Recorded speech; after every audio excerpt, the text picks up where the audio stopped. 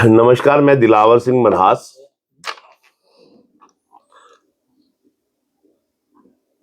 आज सोमवार का दिन है। हरिओम नमः शिवाय, भोले बाबा की जय हो। मैं अभी अभी ऑफिस पहुंचा हूं, पर मेरे ऑफिस आने से पहले कुछ मेरी बहनें, उनके साथ और भी आए हुए हैं।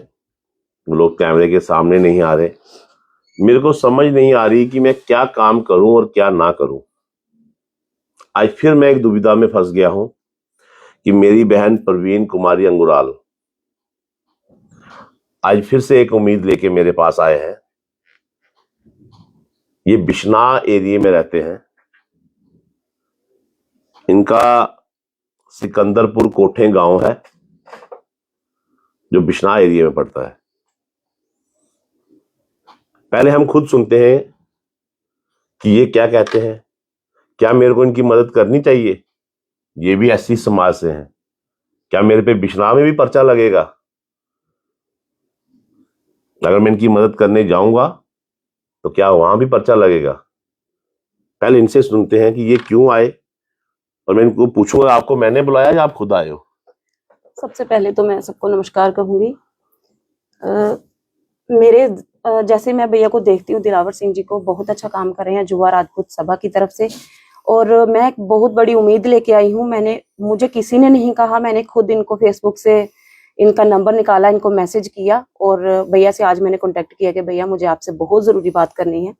तो बात ये है कि आप सब सुनते होंगे, न्यूज में, चैनलों में, अखबारों में देखते हैं कि सिकंदरपुर कोठे जो है वो चिट्टे का जो है एक सेंटर बना हुआ है। वहां पे बहुत दूर दूर से लोग जो है चिट्टा लेने आते हैं, और चिट्टे का जो कारोबार है वहां पे एक विशेष समुदाय के लोग जो हैं वो कर रहे हैं, और सबको पता है।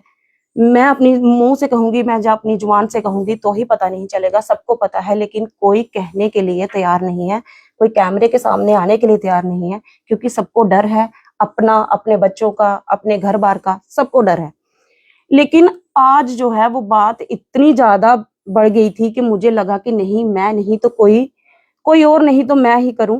पहले जो पहल है मुझे करनी पड़ेगी। मैंने दिलावर सिंह भैया जी से बात की कि भैया बहुत ज्यादा जो है वो सर से पानी ऊपर जा रहा है, हम सब लोगों को इकट्ठे होने की जहाँ जरूरत है, लेकिन लोग जो हैं वो इकट्ठे नहीं हो पाते हैं। आपको पता है, सबको सबको अपनी चिंता होती है, जहाँ समाज की चिंता होती है, जहाँ अपने बच्चों की चिंता होती है। चिंता जो है वो हम गलत करते हैं। चिंता हमें ये करनी चाहिए कि अगर किसी के बच्चे के साथ गलत हुआ है तो हमारे बच्चे का भी टाइम आ सकता है, लेकिन हम ये चिंता नहीं करते। हमें ये चिंता है कि अगर हम उन लोगों का नाम लेंगे जहाँ पे गो तस्करी जो है वो धड़ल्ले से हो रही है, और कई बार पुलिस ने जो है उनको पकड़ा भी है, चिट्टा ऑन द स्पॉट भी पकड़ा गया है, लेकिन वहां पे वही 2-4 दिन रखा अंदर, तो फिर उसके बाद बेल हो जाती है। बेल होने के बाद फिर से वो वही अपने धंधे पे लग जाते हैं। जो जिनके बच्चे खत्म हो रहे हैं, जिनके बच्चे आज तक, मतलब जिनके बच्चे खत्म ही हो गए हैं, आप देख सकते हो कि उनके लिए कोई उम्मीद नहीं है। उनकी तो बेल हो जाती है, वो बाहर आ जाते हैं, वो फिर से चिट्टा बेचने लगते हैं, और बच्चे जो हैं वो खत्म हो रहे हैं। बच्चा किसी का अगर गया वो वापस नहीं आएगा। तो यही मैं भैया से बात करने आई हूँ कि इसके ऊपर कोई एक्शन लिया जाएगा, क्योंकि पुलिस जो है वो अपने कानून के दायरे में बंधी हुई है, या कुछ भी है। मैं उसके लिए ये कहने, पुलिस आती है, मैं नहीं कहती पुलिस नहीं आई थी, पुलिस आई थी, उनके घर भी तोड़े गए, वो दोबारा से वहां घर बना रहे हैं। वो कहते हैं अगर स्टेट लैंड पे आम लोग, आप लोग रह सकते हो तो हम क्यों नहीं। मैं कहती हूँ अगर हमारे पास, हमारे लोगों के पास अगर स्टेट लैंड है तो गवर्नमेंट करे, उनके लिए हमसे भी ले सकती है। हमें कोई वो नहीं है, अफसोस नहीं है। हमें इस चीज के लिए अगर अपनी जगह भी देनी पड़े तो हम देने को मंजूर है, क्योंकि किसी के बच्चे के साथ गलत नहीं होना चाहिए। ये चिट्टा अगर ऐसे ही शरेआम बिकता रहा तो एक दिन ऐसा आएगा कि जब किसी के घर में कोई चिराग जिंदा नहीं होगा। आज बेटों को छोड़ो, बेटियां भी इसी काम में लगी हुई हैं। तो कब तक हम अपने समाज को बचाएंगे? कब तक इस जहर को हम अपने बच्चों को परोस के देते रहेंगे? क्यों हम लोग जो हैं, क्यों नहीं इसके लिए एक्शन ले पा रहे हैं? हम इसके लिए क्यों नहीं बोल पा रहे हैं? मैं भैया के पास बहुत उम्मीद के साथ आई हूँ। आज हमारी बहन भी हमारे साथ बैठी हुई है, इन्होंने भी मेरी बात सुनी। इन्होंने कहा कोई बात नहीं, आप हमें बताएं, हम आपका साथ देंगे, हम आपके साथ हैं। मैं चाहती हूँ कि ये जो चीजें हैं ये जड़ से खत्म होनी चाहिए। ये नहीं है कि आज बेल हुई कल दोबारा वो वही काम करेंगे। इसके ऊपर कोई एक्शन होना चाहिए। मैं दिलावर सिंह भैया से हाथ जोड़ के विनती करती हूँ, मैं आपकी छोटी बहन के जैसी हूँ। जो मुझे दर्द है, वो जो तकलीफ है, वो आपको भी होनी चाहिए। मुझे किसी के बच्चे के लिए दर्द है तो आपको भी दर्द होना चाहिए, हम सबको दर्द होना चाहिए। तो मैं बस यही कहूंगी कि हाथ जोड़ के सबसे विनती है कि इस चीज के खिलाफ कदम उठाएं और इसको खत्म करें बस। प्रवीण जी, आप कह रहे थे कि हम शाम को वहां पे सैर करने नहीं जाते हैं क्योंकि रोड के किनारे वो बैठे हुए हैं, तो बिल्कुल भैया, सैर हम करने क्यों नहीं जाते सैर हैं? करने 5 बजे सुबह जाया करते थे बहुत पहले, 3-4 साल पहले। जब से ये चीजें यहाँ फैली हुई हैं, जब से इन चीजों को बढ़ावा मिला है, हम सैर करने नहीं जा सकते। हमने ज्वेलरी जो गोल्ड की है वो डालना छोड़ दिया है। क्यों छोड़ दिया है? क्योंकि वहां पे औरतों को लूटा भी जाता है, बाइकें चोरी हुई हैं, थप्पड़ मार के लोगों के बाइकें छीन ली जाती हैं, वो पता भी नहीं चलता कहाँ जाती हैं कहाँ नहीं। घर से सामान चोरी हो जाता है, कोई कुछ नहीं। पिछले कुछ दिनों पहले हमारा मंदिर है रविदास बाबा जी का, वो ट्रस्ट का मंदिर है, वहां से वो जो जिस पे पैसे डालते हैं, दान पात्र जिसको बोलते हैं, वो चोरी हो गया था। किसी को कोई खबर नहीं, पुलिस को कोई पता नहीं कहाँ गया कहाँ नहीं। वो चोरियां धड़ल्ले से कर रहे हैं, कोई पुलिस को भी खबर नहीं होती कहाँ। इतना मतलब उन लोगों के दिल में बिल्कुल खौफ नहीं है, किसी कानून का खौफ नहीं, किसी चीजों का। अगर इन चीजों को रोका नहीं गया तो ये आप देखिए कि मतलब बहुत ज्यादा गलत हो जाएगा हमारे समाज के। क्राइम बढ़ता जाएगा दिन भर। क्राइम बहुत ज्यादा बढ़ रहा है। देखिए, प्रवीण कुमार अंगुराल जी थे, बिश्ना एरिया के रहने वाले हैं, सिकंदरपुर एरिया के, सिकंदरपुर कोठे, जो सतवारी से हमारा रोड जो दड़प की तरफ आता है, दड़प को क्रॉस करके आगे जो शेरगढ़, जो गिद्दड़ गली जिसको बोला जाता था, उसको अब शेरगढ़ के नाम से तब्दील किया और ये सीधा रास्ता मरालिया से होता हुआ मीरा साहब निकलता है। तो शेरगढ़ से 100-200 मीटर पहले नहर के किनारे, नहर की पटरी के ऊपर कुछ विशेष समुदाय के लोग वहां पे बैठे हुए हैं। चिट्टे का व्यापार धड़ल्ले से कर रहे हैं, चैन स्नैचिंग धड़ल्ले से कर रहे हैं, गो तस्करी धड़ल्ले से कर रहे हैं। जो इलीगल काम है वहां से हो रहा है। प्रशासन ने भी अपना थोड़ा सा वहां पे योगदान दिया था, थोड़े से वहां पे इंक्रोचमेंट जो हुई थी, उनके मकान तोड़े गए थे, पर आज फिर से वही मकान बनने लग पड़े हैं। तो ये लोग आज दुखी हैं, ये खुद कह रहे हैं कि हमारे से स्टेट लैंड जो हमारे पास भी है वो भी ले ली जाए और यहाँ से इनको भगाया जाए, क्योंकि इनको अपने बच्चों का डर है। 2 बेटियां हैं इनकी, इनके जो हस्बैंड हैं सतीश कुमार जी, वो मंडी में काम करते हैं। सुबह 2 बजे घर से निकलते हैं क्योंकि मंडी का काम है, सुबह जल्दी जाना पड़ता है। तो कहीं ना कहीं वो चिंता इनको खाती है कि ये जितने भी नशे के वाले लोग हैं, ये रात को ही काम करते हैं या सुबह सुबह जल्दी अर्ली मॉर्निंग में ये काम करते हैं। जैसे कि इन्होंने कहा कि उनकी बेटियां भी यही काम कर रही, बच्ची हैं, हाँ, अब उनकी लेडीज भी यही काम कर लेडीज भी यही काम कर रही। तो जब एक फैमिली की लेडीज, बच्चियां, बच्चे तो सब यही काम करेंगे तो कितनी वो बोलने नहीं देती भैया। अगर कोई किसी बंदे से बहस हो जाएगी, जैसे भैंसे वगैरह लेकर जाते सड़क पे, वो किसी को बोलने नहीं देते, ठीक है। अगर किसी के साथ बहस हो जाती है तो फिर वो लेडीज से दूसरा पर्चा लगवा देते हैं। बंदा बेचारा कुछ नहीं कर सकता, सिर्फ बोलेगा ही। उन्होंने कपड़े कुपड़े फाड़ के दूसरा पर्चा लगा देना, तो वहां पे करें तो करे क्या? आदमी जो है वो खुद सबके पास एक एक कानून आ गया है, उनके पास वो कपड़े फाड़ के लगा देते हैं। अगर एससी समाज के पास जाएं तो उनके लिए कोई मदद भी करें तो पुलिस पर्चा लगा देती है कि एससी समाज। ये हो क्या रहा है जम्मू कश्मीर में, पूरे हिंदुस्तान में? क्या लोगों को लोगों से लड़ाया है? पहले तो हिंदू मुस्लिम लड़ाई होती थी, अब तो हिंदू को हिंदू से लड़ाया जा रहा है।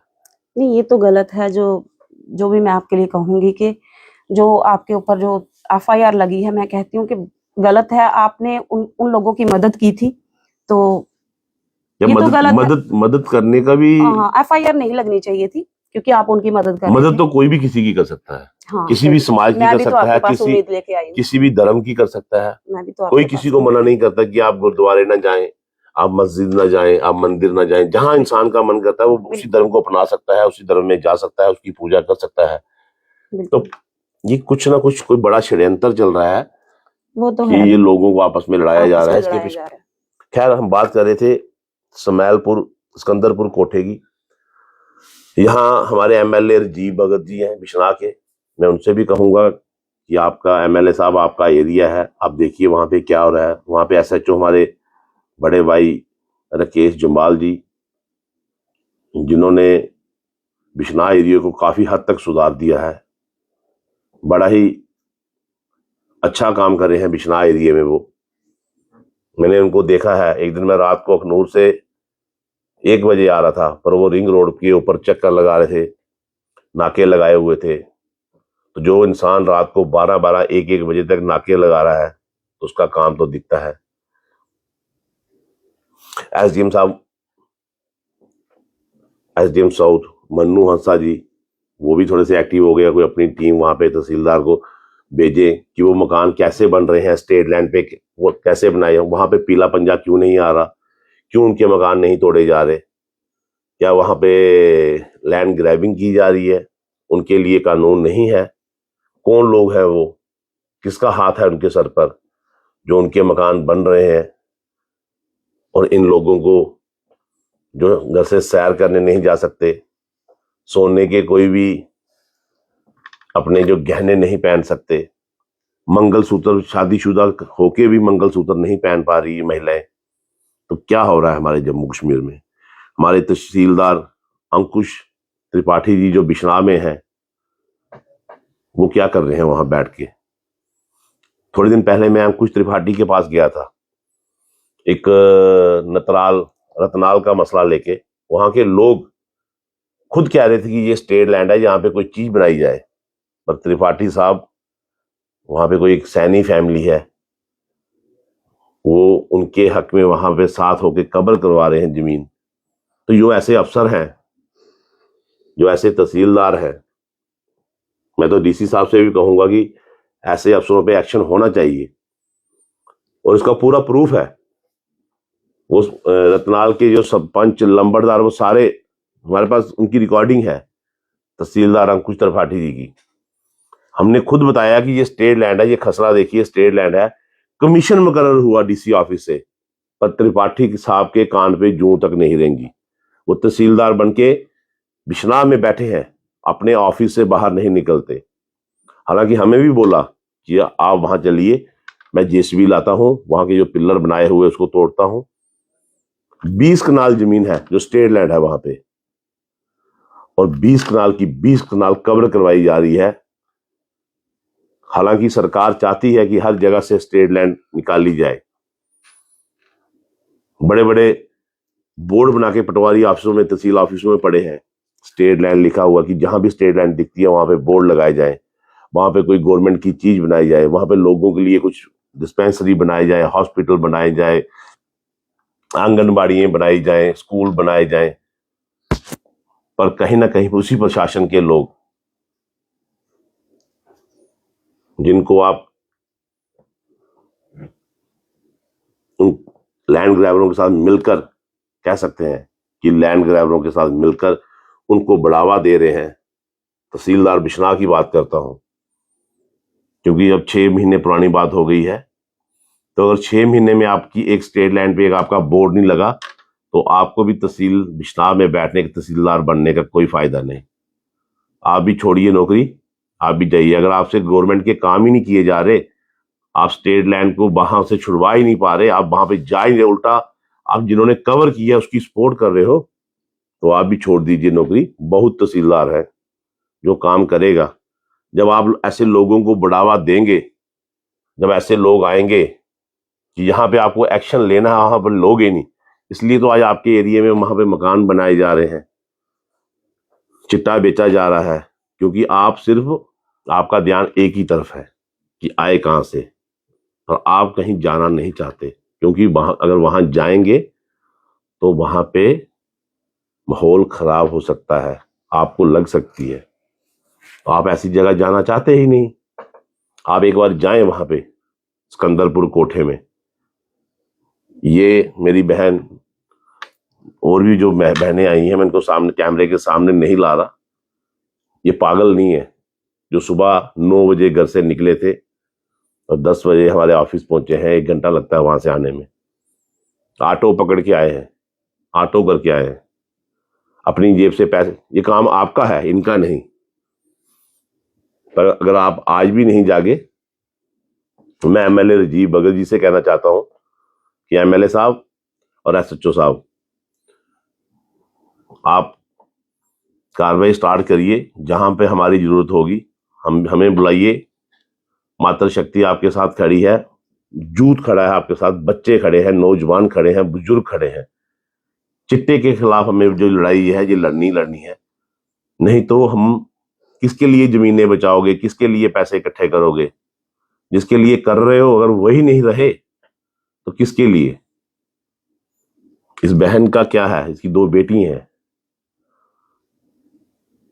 अगर ये भी सोचती कि हम मेरी कोई बेटा नहीं है, मेरा पति सुबह 2 बजे जाता है मंडी में, तो जिस 3 महिलाएं घर में है, कहाँ गई बेटी बचाओ बेटी पढ़ाओ? बार बार मैं कहता हूँ, इन बेटियों को भी बचाना है, इनकी बेटियों को भी पढ़ाना है, उनको भी आना है। और ये चिट्टे का काम जो इतनी खतरनाक तरीके से वहां पे फैल रहा है, गो तस्करी वहां पे की जा रही है, चैन स्नैचिंग वहां पे की जा रही है, लोगों में जो वहां पे डर का माहौल बना हुआ है। जब ये सुनाते हैं कि हम घर से बाहर नहीं निकल पा रहे, हम घर के बाहर क्या फायदा? फिर वो जो सरकारी जिम्मे बनाने का, वहां पे पार्क, नहरों के किनारे पार्क बनाने का, जब वो लोग घरों से आएंगे ही नहीं तो वो पार्क, वो जिम्मे किस काम की होंगी? आप अपनी मर्जी से यहाँ आए हो कि आपको किसी ने भेजा है यहाँ पे? नहीं, मैं अपनी मर्जी से कोई आई हूँ। दबाव तो नहीं है आपको किसी भी तरह का? ऐसा कुछ नहीं है। मैंने पहले भी पुलिस से जहाँ आगे पीछे सबसे कांटेक्ट किया, डीसी साहब से बात हुई है, लेकिन जिस तरह से एक्शन हम चाहते हैं वो हुआ नहीं, और इसीलिए मैंने सोचा। सारी औरतें आपके साथ, देखिए आप कितनी सारी औरतें यहाँ बैठी हुई हैं जो आप लेके आए हो, तो इट मींस कि बहुत बुरा हो रहा है वहाँ पे, बहुत ज्यादा बुरा। आप दिलावर जी से क्या हेल्प मांगने आए हो? दिलावर भैया से मैं ये बात करने आई हूँ क्योंकि आपके सिवा कोई नहीं कर सकता। मुझे पता था, मैं भैया के पास बहुत उम्मीद लेके आई हूँ।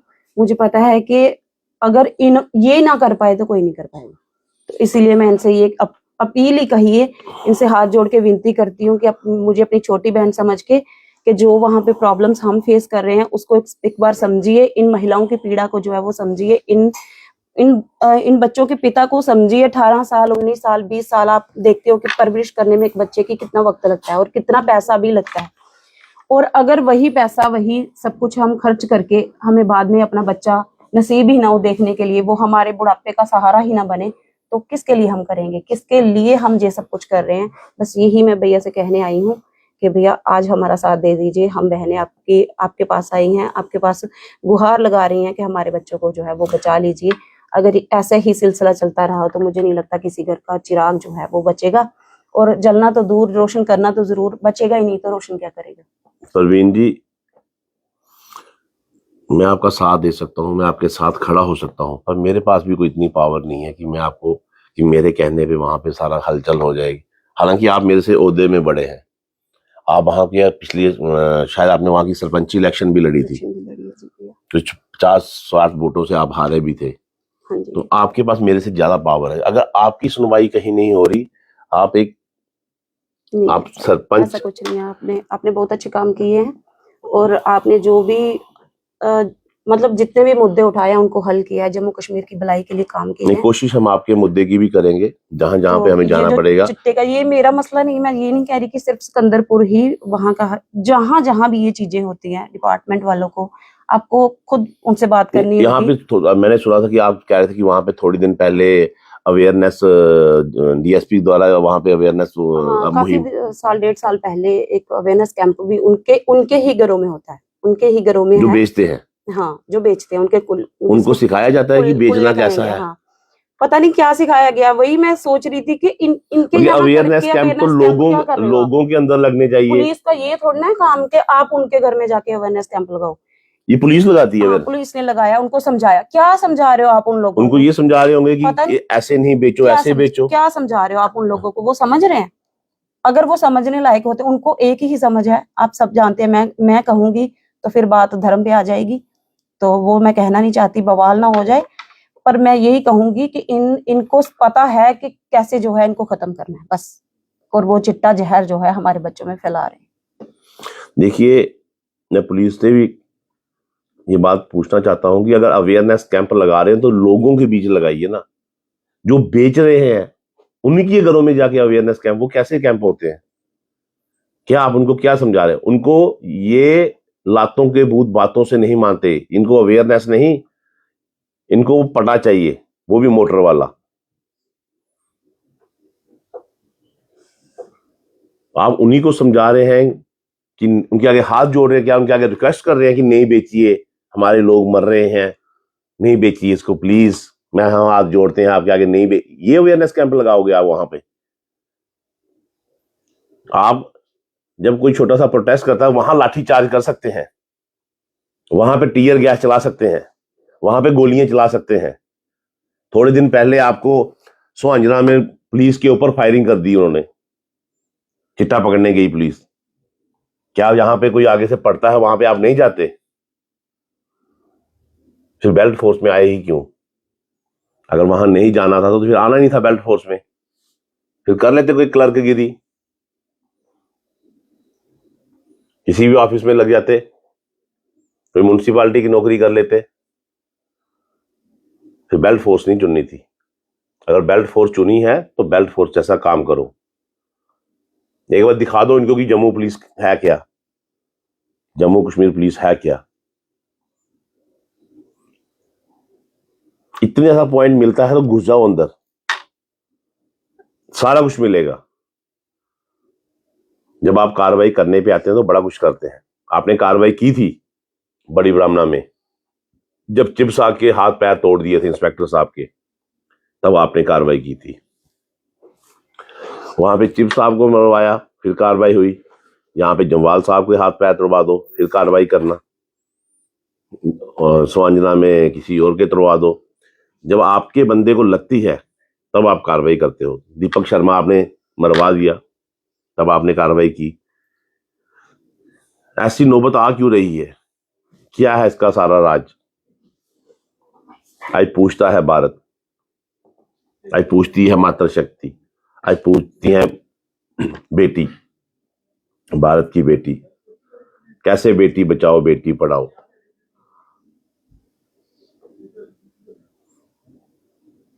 अगर मैं वहां पे जाऊंगा तो मेरे को पता है कि मेरे पे ही पर्चा लग जाएगा। माहौल खराब करने का, दंगा भड़काने का, हिंदू मुस्लिम लड़ाई लगवाने का, पता नहीं कितने आपके पास एक्ट है, वो सारे के सारे एक्ट आप मेरे पे ठोक दोगे। पर इसलिए हम पहले आपको बता रहे हैं कि हम क्यों जाएं। पहले आप जाओ, फिर जब आप नहीं जाओगे फिर हम जाएंगे। फिर हम पर्चों से नहीं डरेंगे। हमने अपने बच्चों की जान बचानी। जैसे मेरी बहन ने कहा, फिर कोई वो चिराग रहेगा ही नहीं कोई, फिर रोशनी किसके लिए करेंगे? जब अपने चिराग बुझाने की बारी आएगी, अपने चिराग बुझने की बारी आएगी, फिर हमें सामने आना पड़ेगा, मजबूरन आना पड़ेगा। हम भी चाहते हैं कि हम क्यों जाएं, आप जाओ, आपकी ड्यूटी है, आप पे लेते हैं। अब सरकार ने आपको चुना है इन कामों के लिए, हमारा काम नहीं है।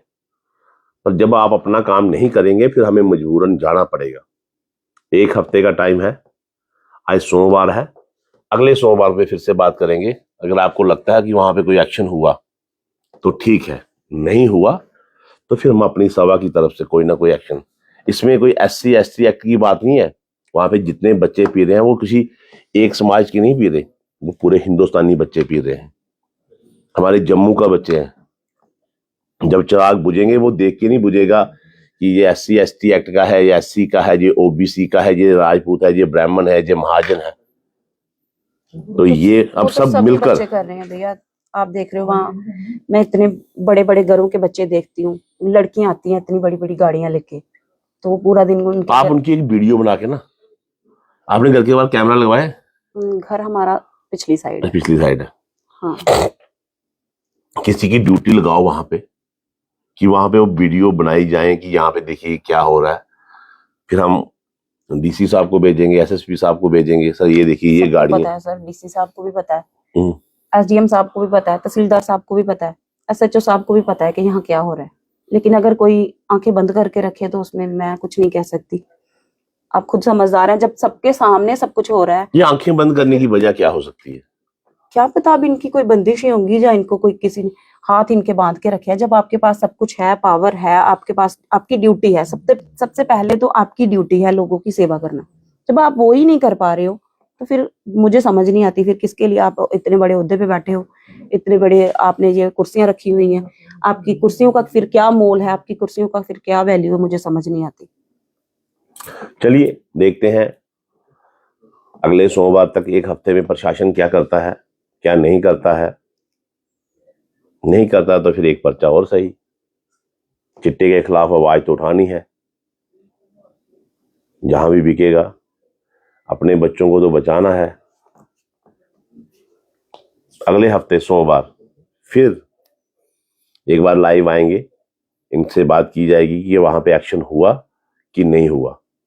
एमएलए साहब, एसएचओ साहब, डीएसपी साहब, एसपी साहब, एसएसपी साहब, डीसी साहब, तहसीलदार, एसडीएम, सारे प्रशासन जो जो भी इस पे एक्शन ले सकते हैं, एक बार लोगों को पता चलना चाहिए कि प्रशासन उनके साथ खड़ा है। जब लोगों को ये बात पता एक बात मैं कहूंगी, एक मेरी बहन है, उसके घर कोई 15 लाख सोने की चोरी हो गई थी।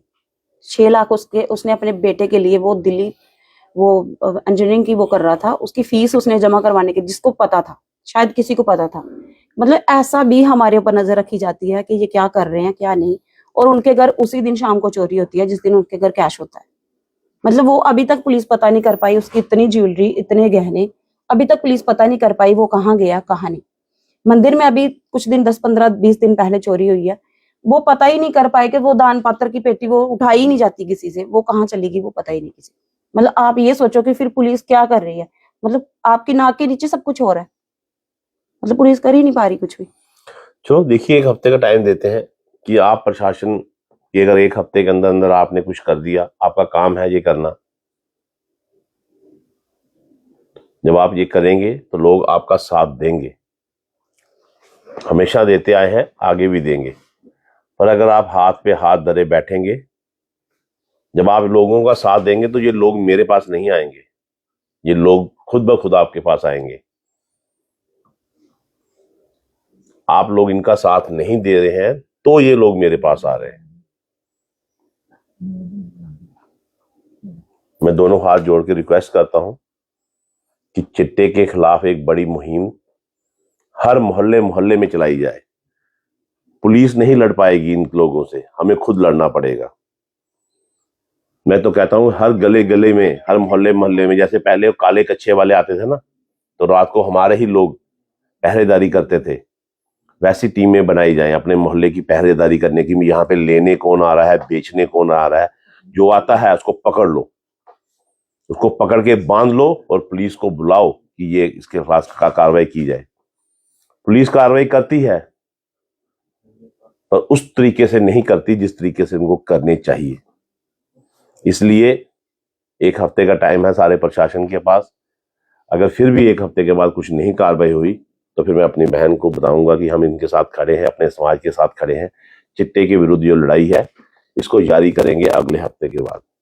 अगर प्रशासन सोया हुआ नहीं जागा तो फिर अगले हफ्ते सोमवार का दिन है, भोले बाबा का दिन है, अगले सोमवार से फिर कार्रवाई स्टार्ट की जाएगी चिट्टे के खिलाफ। फिर जहां जहां भी चिट्टा बिकेगा वहां वहां पे टीमें बनाई जाएंगी, प्राइवेट टीमें बनाई जाएंगी। फिर वो लोग खुद पकड़ेंगे कि कौन लेने आ रहा है और कौन देने आ रहा है। जय हिंद, जय भारत, भारत माता की जय। हिंदुस्तान जिंदाबाद। हिंदुस्तान जिंदाबाद था, हिंदुस्तान जिंदाबाद है और हिंदुस्तान जिंदाबाद रहेगा। चाहे आप जितनी मर्जी शैतानी ताकतें लगा लो, बाहरी ताकतें लगा लो, आप हमारा जूत खत्म करने की न कि जाको राखे साइयां, मार सके ना कोई। इसलिए एक्शन लें, जल्दी लें और अच्छे तरीके से लें। जय हिंद, जय भारत।